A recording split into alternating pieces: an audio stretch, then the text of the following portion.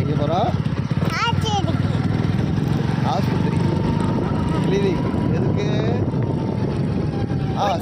சீட்டு எடுத்துகிட்டு வர மறந்தாட்டம்.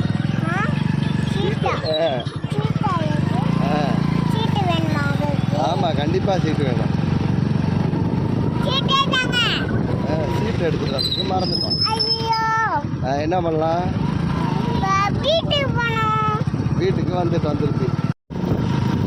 பாப்பாவுக்கு காலையில் நேற்று ஊசி போட்டு சிட்டாங்கல்ல, காலையில் ஊசி போடலை.